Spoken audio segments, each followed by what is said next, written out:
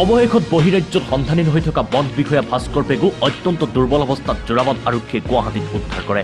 দেৰগাঁৱৰ দানিচাপৰি গাঁৱৰ নিবাসী কাৰ্বি আংলং জিলাৰ দলামৰা ৰেঞ্জৰ ৰেঞ্জ বিষয়া ভাস্কৰ পেগুক গুৱাহাটীৰ যোৰাবাট আৰক্ষীয়ে অত্যন্ত দুৰ্বল অৱস্থাত উদ্ধাৰ কৰিবলৈ সক্ষম হৈছে। যোৱা 18 আগষ্টত দেৰগাঁৱৰ পৰা কৰ্মস্থলীলৈ গৈছিল ভাস্কৰ।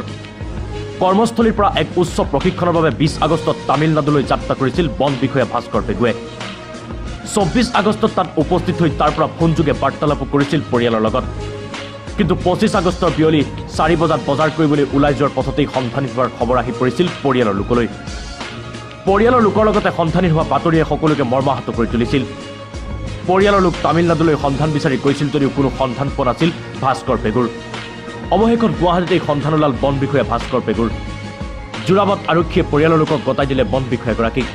পিছে সন্ধানহীন হোৱাৰ কোনো কাৰণ জানিব পৰা হোৱা নাই এতিয়ালৈকে। দেৰগাঁৱৰ পৰা অৰূপ কুমাৰ ৰায় ৰিপৰ্ট, AWN 24 নিউজ।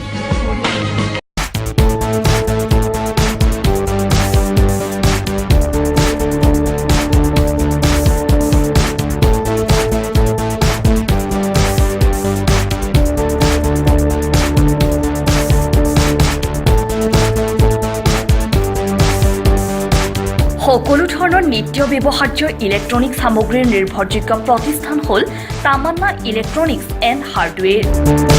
শাৰদীয় দুৰ্গা পূজা উপলক্ষে আমি গ্ৰাহকলৈ আগবঢ়াইছো বিশেষ ৰেহাই। আমাৰ ঠিকনা হ'ল তামান্না ইলেক্ট্ৰনিক্স এণ্ড হাৰ্ডৱেৰ, PHCG পথ, দেৰগাঁও। ষ্টেট বেংক অৱ ইণ্ডিয়াৰ বজাৰ শাখাৰ কাষতে আছে এই প্ৰতিষ্ঠানখন। গতিকে পলম নকৰি ক্ৰয় কৰকহি আপোনাৰ প্ৰয়োজনীয় ইলেক্ট্ৰনিক সামগ্ৰী।